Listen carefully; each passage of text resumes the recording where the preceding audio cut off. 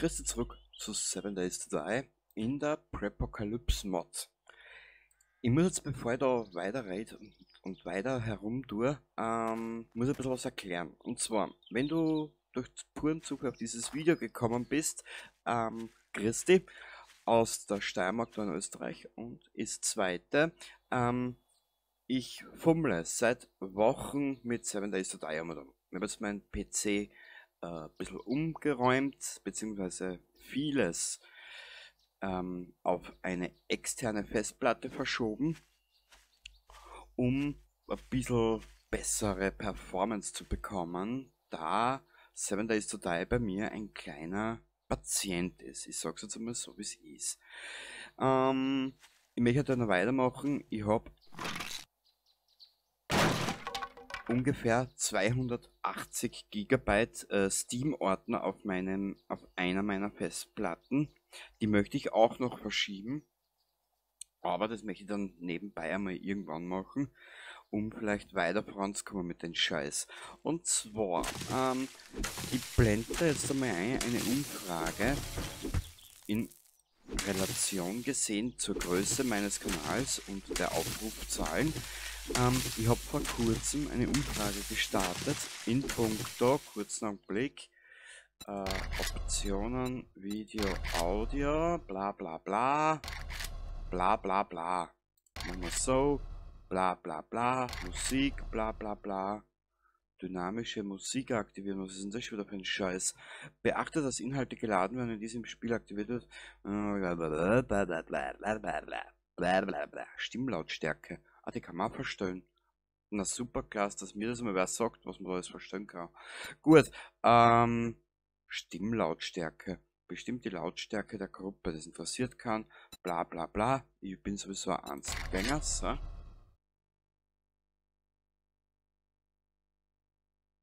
Okay, zurück. Und in dieser Umfrage habe ich gefragt, welche Mods oder welches 7 Days to Die wir spielen wollen. Ich weiß.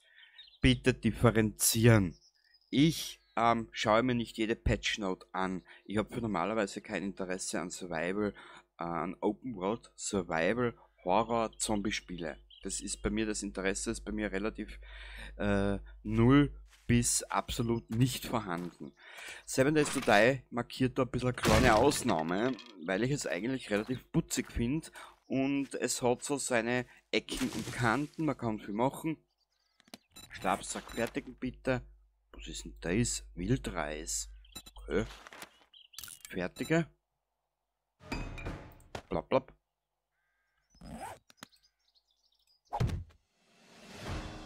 Weißt du was? Den Schlafsack lassen wir dabei da liegen. Das ist ja eh kein Problem. Na und auf jeden Fall, ich habe dort gefragt, welches 7 Days to Die wir spielen wollen.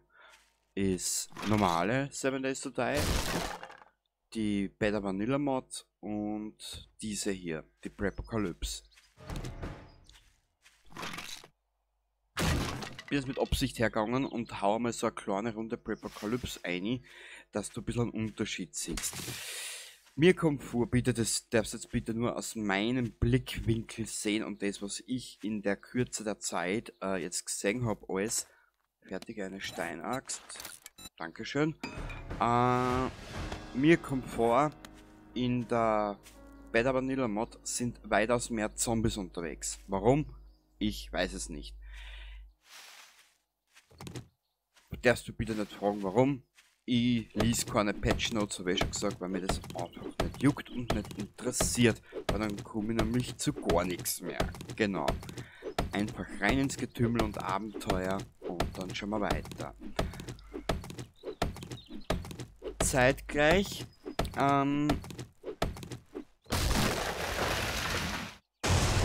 genau, endete mit gestrigen Tag vorerst einmal Gears of War Judgment auf dem Kanal.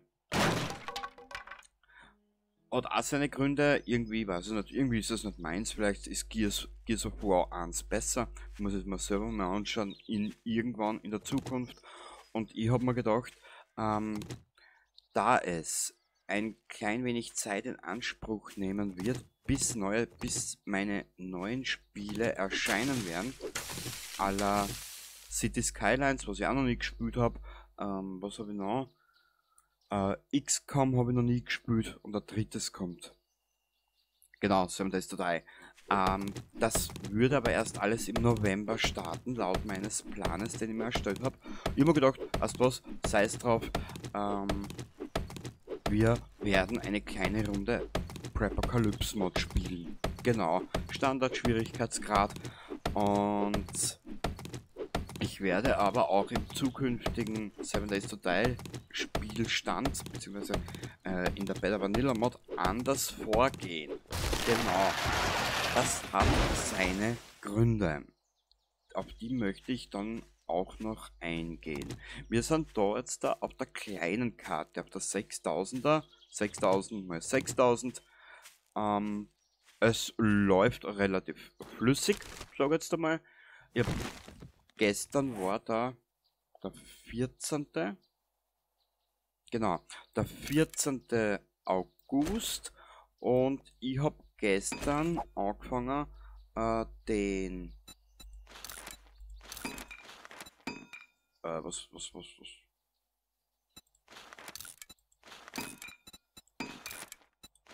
So.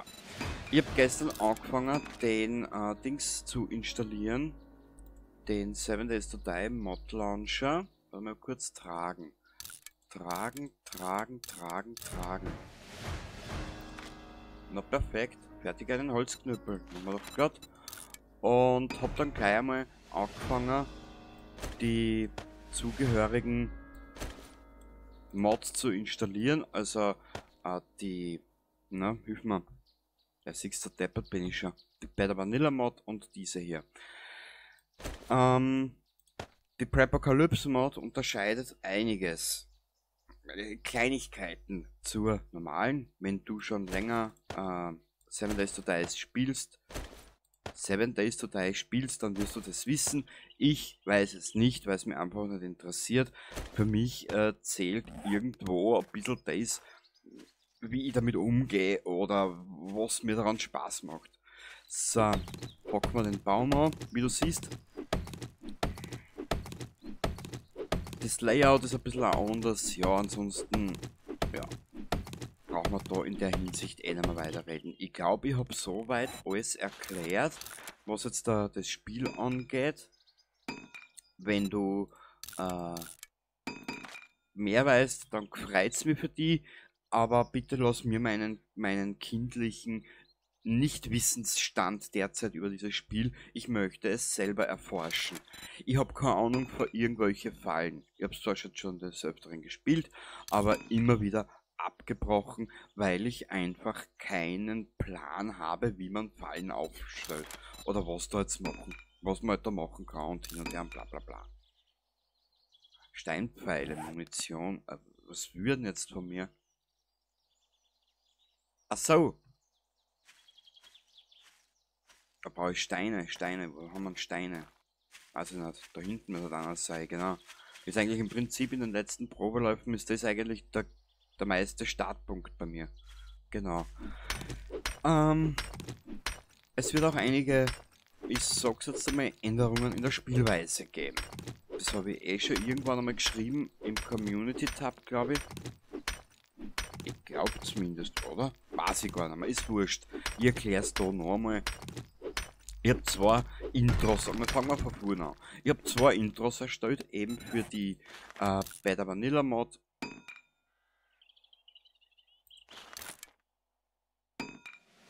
Ach so, jetzt verstehe ich es, ja.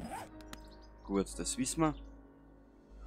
Und eins für die ein Intro ist für die Beta Vanilla Mod und fürs Hauptspiel. Und eine ist halt nur mit der Musik, eine andere Musik und ein bisschen was anderes, ein bisschen Farbfilter drüber etc. eben für diese Mod. Mich persönlich langweilen die ersten 14 Tage bis 3 Wochen in diesem Spiel. Es ist leider so. Vorerst, ich weiß noch nicht, wie lange wir das Ganze angehen werden. Ich möchte Ja, Dirndl. 60 Punkte müssen wir vergeben. Mhm. Ja, genau. Jetzt der Tag 1 läuft die Zeit einmal 120 Minuten. Und vorerst werde ich die Nächte meiden. Da gibt's, muss ich schauen, ob ich das kleine Video finde. Ein Ausflug bei mir in der Nacht, der ging etwaig katastrophal daneben. Kann ich dir dann später zeigen.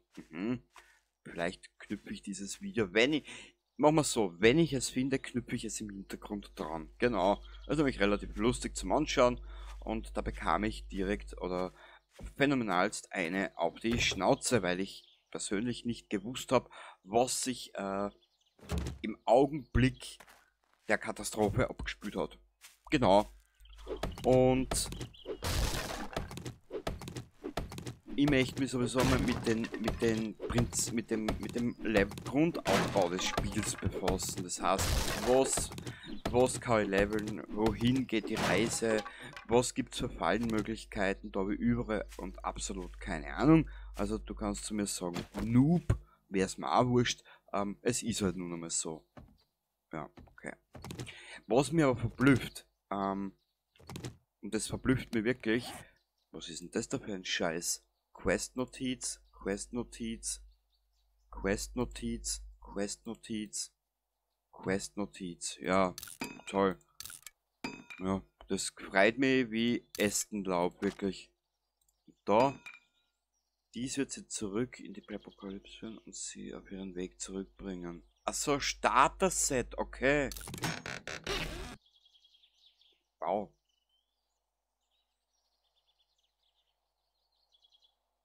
Ich bin begeistert. Speck mit Eiern. Oh. Ja, warte mal. Das haben wir daher. Genau. Wow. Da kriegst du, naja, nicht schlecht, Frau Buntspecht. Also da müssen wir unten durch, genau. Da hinten durch den Keller. Das geht ein bisschen schneller. Also warte mal. Wir haben da jetzt kurz Zeit, dass wir die Punkte vergeben. Fertig. Da können wir 7 Punkte vergeben. Ja, wow.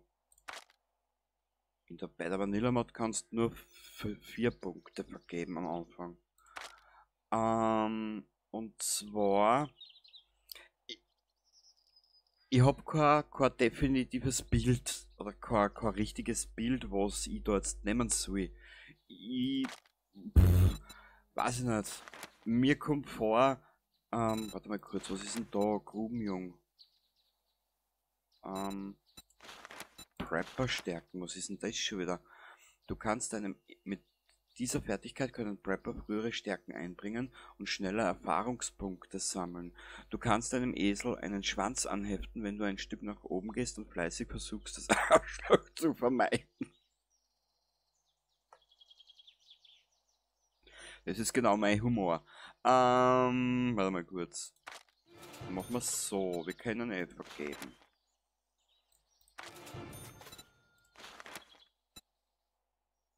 Level 3.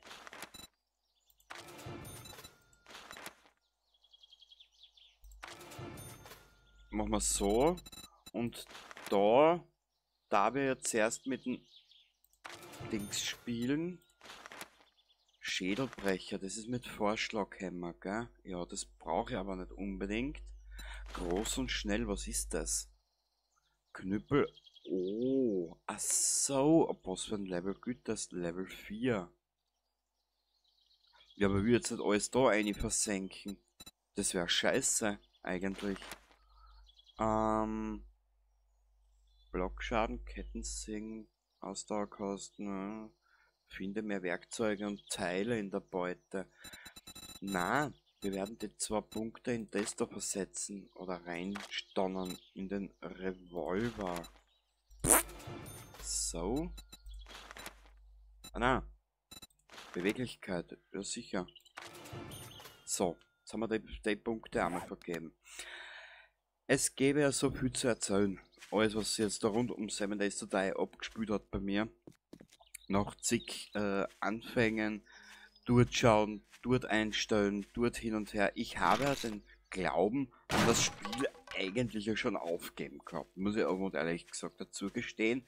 Weil ich bin ein Mensch, wenn ich was mache oder wenn ich was in der Hand habe, dann muss das funktionieren. Genau. Und 7 Days to Die spielte mir hier und da einige kleine Streiche. Um das Ganze etwaig ein klein wenig zu beschleunigen, habe ich die Beutemenge auf 200% gestellt. Entschuldigung für die Entscheidung. Aber wenn du jetzt sagst, wenn du für dich selber sagst, so spielt man 7 Days to Die nicht, dann tut es mir leid. Warum habe ich zig Milliarden Einstellungsmöglichkeiten? Genau. Ah, ist ja schon munter der Alte. Schauen wir mal, ob das was bringt.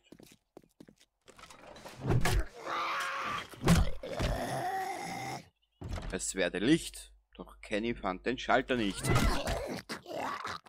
Boah. Shocking. Dann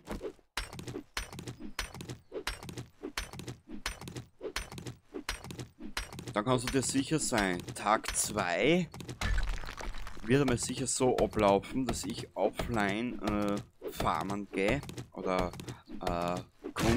Grundmaterialien sammeln werde. Da lasse ich den Tag auf 120 Minuten und da ich später oben raus mich mit anderen Dingen beschäftigen will, will mich mit dem Spiel selber befassen und nicht da deppert immer um und um scheißen. Ich möchte einfach was bereitgestellt haben. Genau, sagen wir es mal so. Gut, ob das jetzt einen Sinn ergeben hat, weiß ich nicht, keine Ahnung. Oh. Oh. Wie gesagt, mir kommt vor, das ist jetzt nur ein kleiner Eindruck, aber du wirst das später sehen. Im November, ich habe einen gewissen Sendeplan, den ich beibehalten will. Irgendwann November das 7 Days to Die anfangen würde. Laut dem, was ich mir so vorgestellt habe. Und müssen wir dabei mit Nase juckt, die werden wir jetzt sicher noch ärgern. Müssen wir jetzt dabei mit dieser Mod hier Vorlieb nehmen.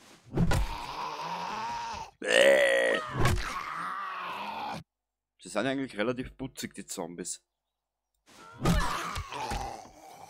Ja, genau. Jetzt haben wir es benannt. Geil. Also, da ist man schon bei Weiden lieber. Wie die Grütze. Honig. Wir werden so schnell kannst du vorher nicht schauen, sind wir infiziert.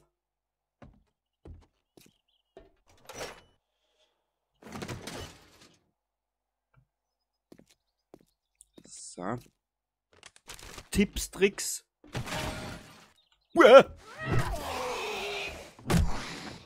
Du kleiner Sargnagel, du.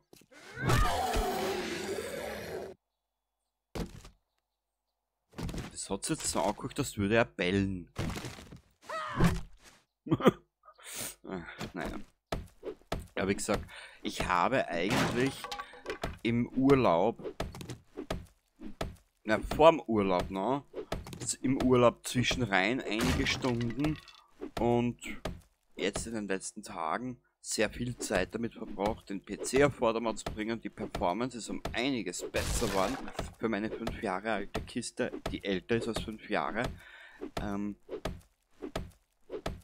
Es klappt, es funktioniert, sagen wir es mal so. Bin relativ zufrieden damit und mehr kann ich auch nicht machen. Offen und ehrlich gesagt,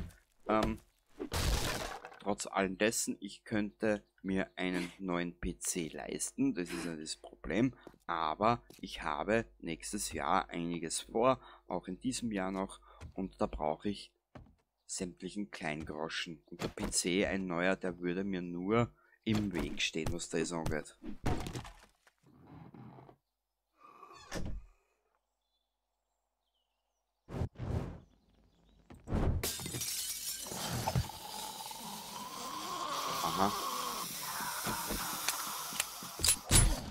rein! Du Schlabberdanz, du!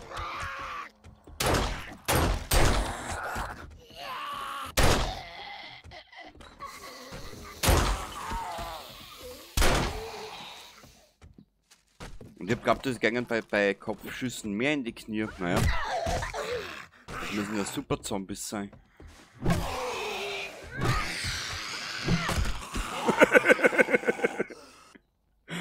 Was mir aber aufgefallen ist, die Splatter-Effekte sind mehr geworden. Ne? So wie gehalbierte Köpfe und so weiter und so fort. Das ist sehr geil. Dann haben wir da irgendwo Bücher. Die werden wir uns gleich nehmen. Schleichen. Eine falsche Bewegung kann das Vermissenest aufwecken. Über Müll zu schleichen ist geräuschlos. Beste Mod auf Welt.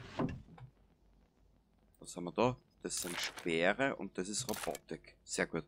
Jetzt musst du so Bücher sammeln hin und her und bla bla bla. Dass du an dein Ziel kommst. Ja, ich brauche einen Prepper-Vorrat. Also das ist... Ach so, okay. Ja, das brauchen wir. Das machen wir später. Ja, für normalerweise ist da nämlich auch ein Zombie. In der Beta Vanilla Mod ist da auch ein Zombie herinnen. Genau. Was haben wir da drinnen? Fitte Dietriche. Wie gesagt, wenn ich dieses Malheur des Nächtens finde, was ich da damals mir aufgenommen habe, werde ich es im Hintergrund ranschneiden, gell? Ja, es war recht witzig. Und 1, 2, 3.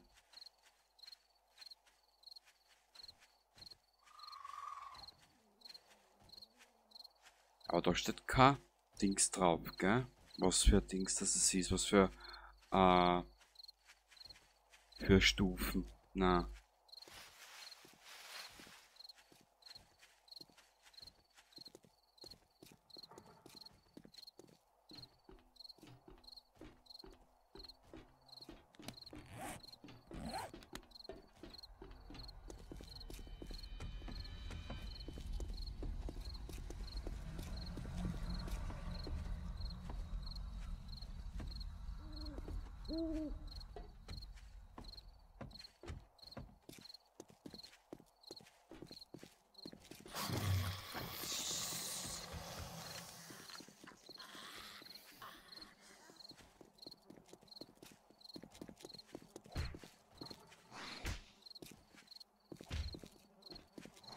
Also irgendwie ist mir das gerade ein bisschen so...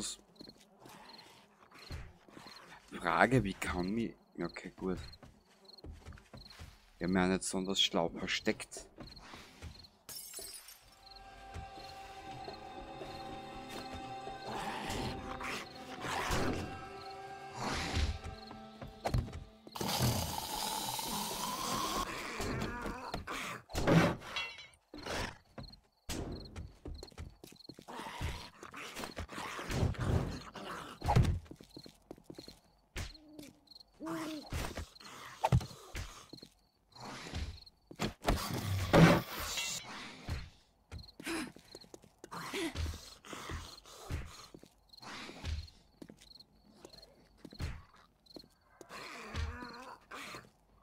Naja, probieren wir es halt einmal so, gell? Wie viel Holz habe ich denn dabei? Bisschen eins.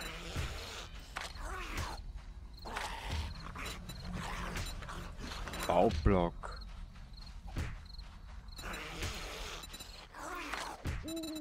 Holzblock. Wir machen mal 10 Stück.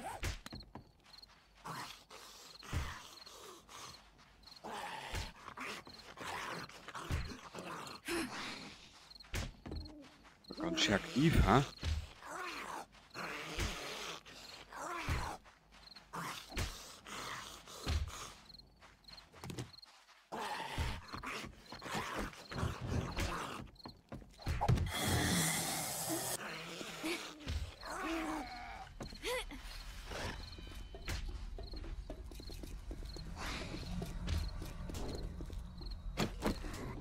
Ich bin ja eher über die Tatsache verblüfft, dass der den Weg da auffinden.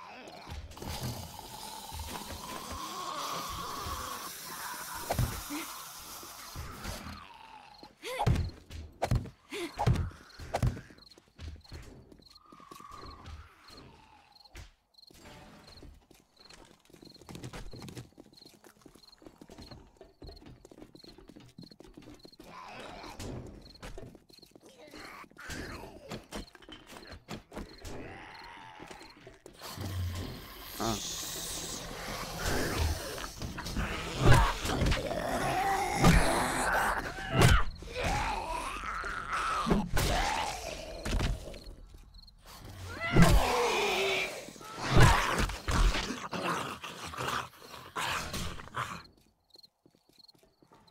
Vor diesen gelbäugigen Bastarden habe ich richtigen Respekt, wirklich.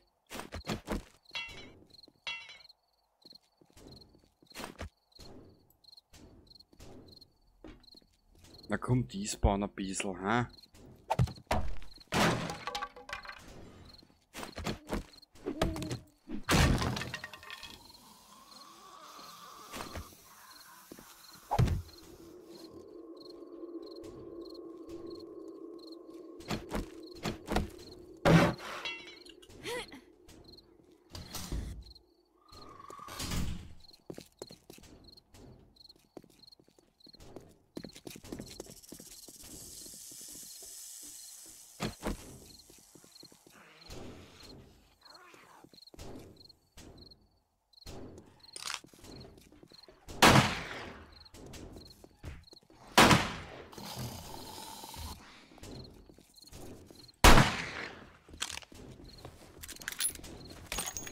Toll.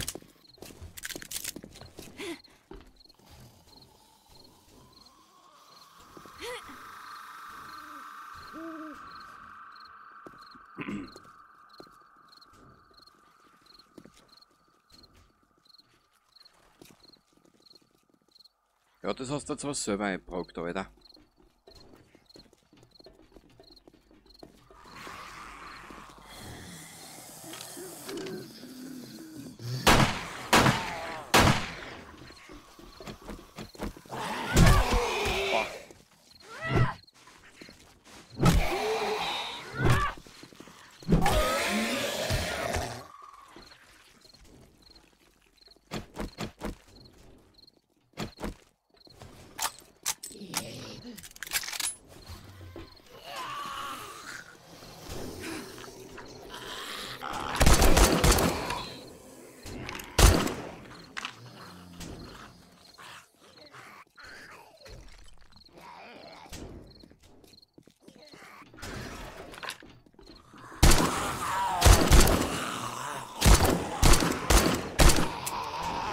Scheißen!